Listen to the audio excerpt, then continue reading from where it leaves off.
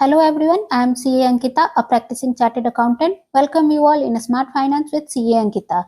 Here I am with part 2 of mutual fund series. In first part हम लोगों ने discuss किया था about basics of mutual fund and different type of scheme mutual fund. अगर आपने उस video को नहीं देखा then the link is in description, kindly watch it. And now in part 2 we will discuss about how to start your investment journey and some indicators which help you to check how to invest in mutual fund. So let's start with part 2 of mutual fund series. Hello everyone, let's discuss how to start investing in mutual fund. The first step is set your financial goal. सबसे पहले आपको अपना financial goal decide करना होगा. क्या आप short term saving के लिए इन्वेस्ट करना चाहते हैं या लॉन्ग टर्म वेल्थ क्रिएशन के लिए. फॉर एग्जाम्पल, अगर आप अपने चिल्ड्रन एजुकेशन के लिए सेव कर रहे हैं या फिर रिटायरमेंट प्लानिंग कर रहे हैं तो ये क्लैरिटी आपको राइट फंड चूज करने में हेल्प करेगी. So after setting your financial goal, the next step is assess your risk tolerance. आप कितना रिस्क ले सकते हैं. अगर आपको हाई रिस्क लेना पसंद है और हाई रिटर्न चाहिए तो आप इक्विटी फंड में इन्वेस्ट कर सकते हैं. अगर आप लो रिस्क प्रेफर करते हैं तो डेट या बैलेंस फंड आपके लिए बेटर रहेगा. After that choose a mutual fund type. Market में अलग अलग टाइप के म्यूचुअल फंड अवेलेबल होते हैं like equity fund, debt fund, hybrid fund. आप अपने नीड के अकॉर्डिंग, आप अपने financial goal and risk tolerance के अकॉर्डिंग एक म्यूचुअल फंड सेलेक्ट करोगे एंड आफ्टर दैट आप डिसाइड करोगे बिटवीन लमसम और एसआईपी. म्यूचुअल फंड में इन्वेस्ट करने के दो कॉमन टाइप होते हैं. The first one is lump sum and the second one is SIP. Lump sum में एक बार में एक लार्ज अमाउंट इन्वेस्ट करते हैं एंड इन एसआईपी हर महीने एक फिक्स्ड अमाउंट इन्वेस्ट करते हैं. एसआईपी बिगनर्स के लिए बेस्ट होती है क्योंकि ये एक स्मॉल अमाउंट से स्टार्ट कर सकते हैं एंड इसमें मार्केट वॉलेटिलिटी भी हम लोग हैंडल कर सकते हैं. After that complete your KYC. KYC means know your customer. KYC complete करने के लिए आपको आपकी Aadhaar, PAN, photo and address proof की नीड पड़ेगी.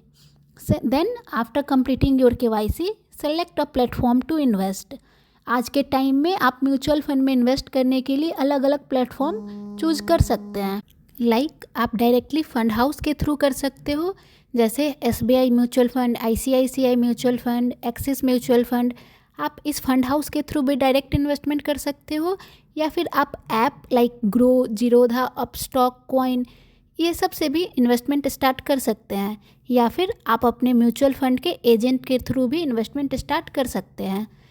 Then after selecting a platform, choose your fund and start investing.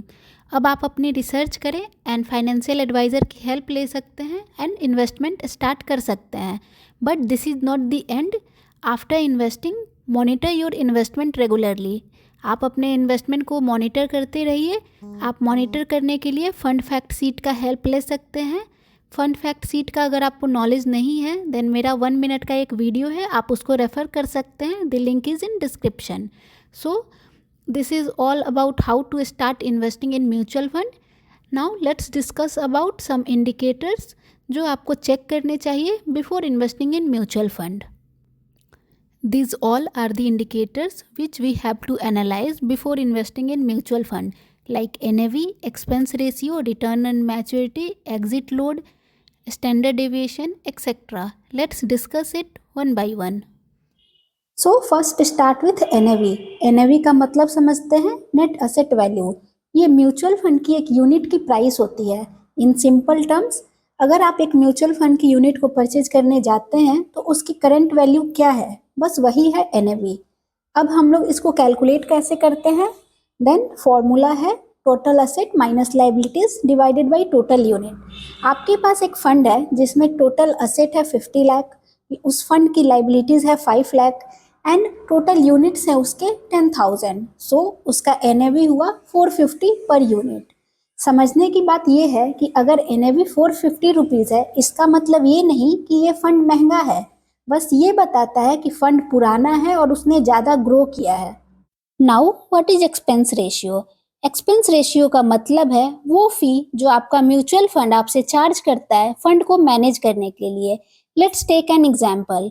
अगर आपके फंड हाउस का असेट है 100 करोड़ एंड फंड हाउस का एक्सपेंस है 1 करोड़, सो अगर हम इस डेटा को फॉर्मूला में पुट करते हैं तो एक्सपेंस रेशियो आता है 1%। इट मीन्स कि आपका फंड हाउस आपसे 100 के इन्वेस्टमेंट पर ₹1 चार्ज करेगा। सो जितना कम एक्सपेंस रेशियो होगा उतना आपके रिटर्न्स ज़्यादा होंगे, इसीलिए लो एक्सपेंस रेशियो वाले फंड को प्रेफर करना चाहिए। After expense ratio let's discuss about return on maturity. Return on maturity का मतलब है कि अगर आप अपना पैसा फंड के मैच्योरिटी तक होल्ड करते हैं तो आपको कितना रिटर्न मिलेगा। रिटर्न ऑन मैच्योरिटी एक अजम्पशन है, ये फिक्स्ड नहीं है।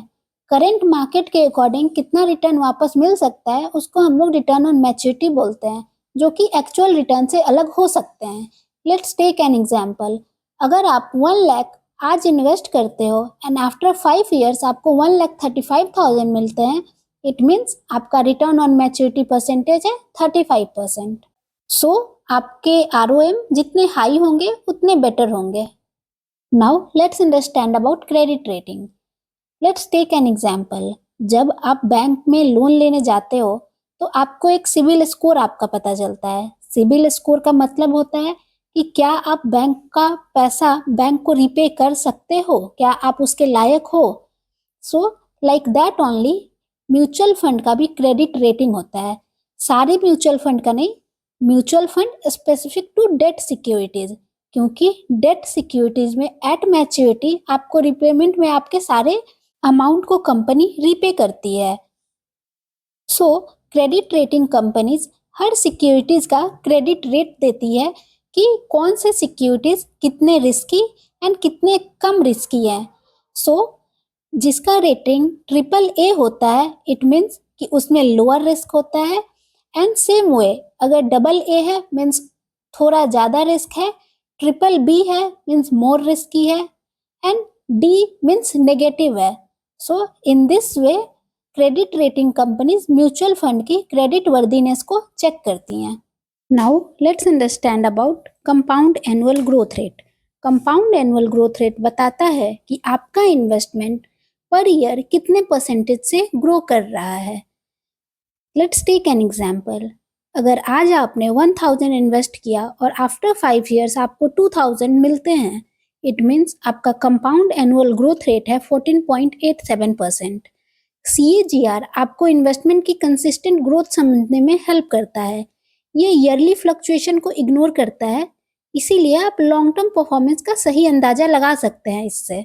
सो ग्रोथ रेट जितना हाई रहेगा उतना बेटर रहेगा।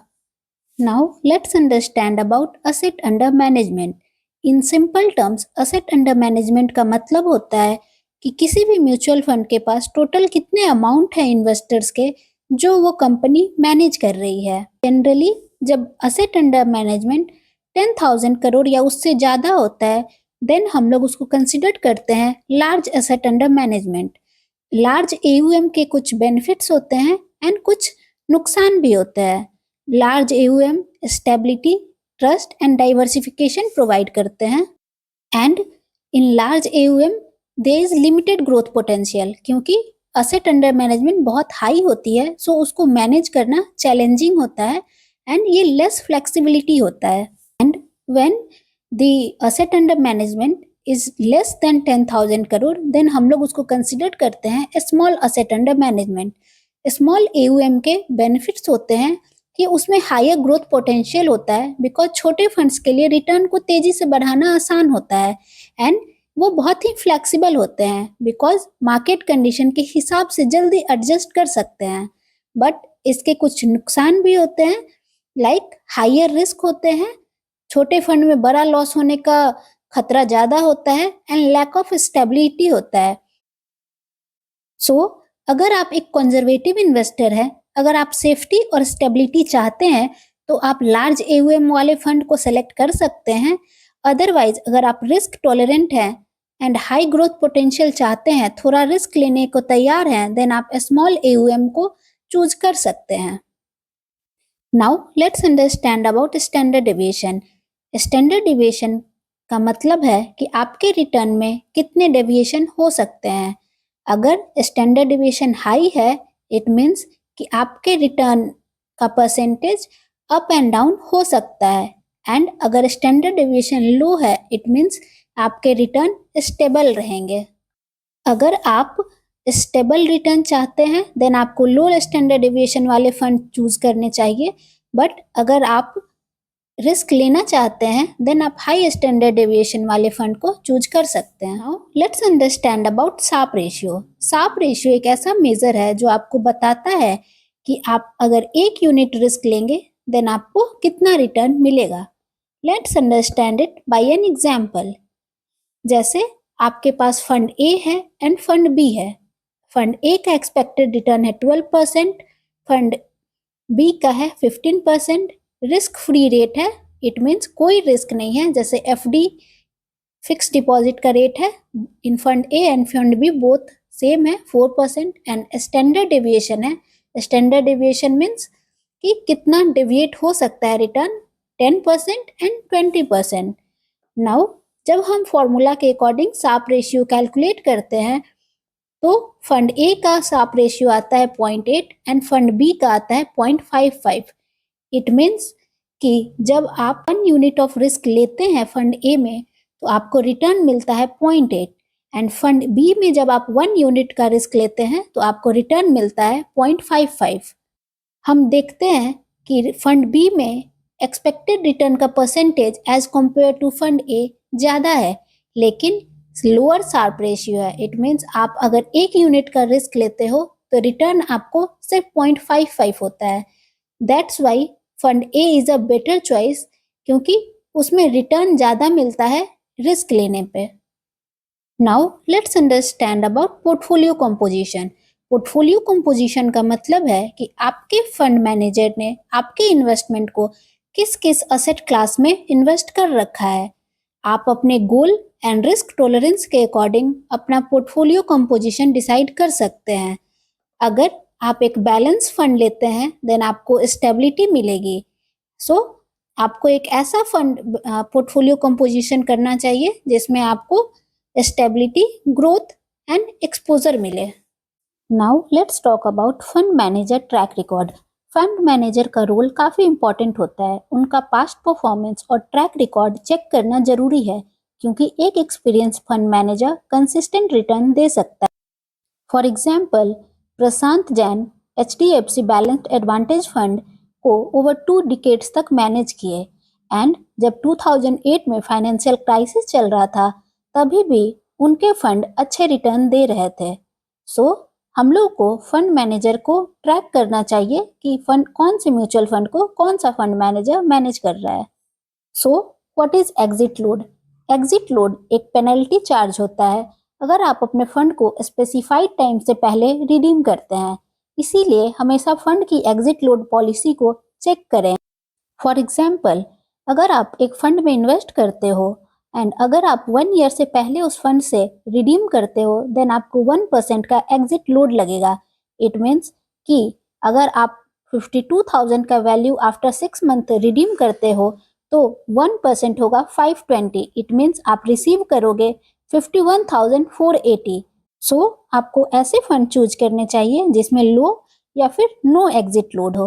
Now let's talk about dividend yield. Dividend yield वो परसेंटेज है रिटर्न का जो इन्वेस्टर्स को म्यूचुअल फंड कंपनीज देती है डिविडेंड के फॉर्म में। अगर आपको रेगुलर इनकम चाहिए तो डिविडेंड यील्ड वाले फंड चूज कर सकते हैं। That's all for the day. I hope you understand about how to invest in mutual fund and what indicators to keep in mind. And in next part, we will discuss about taxation of mutual fund and how to save tax. So if you found this video useful, then like and share the video and hit the bell icon to catch the part 3.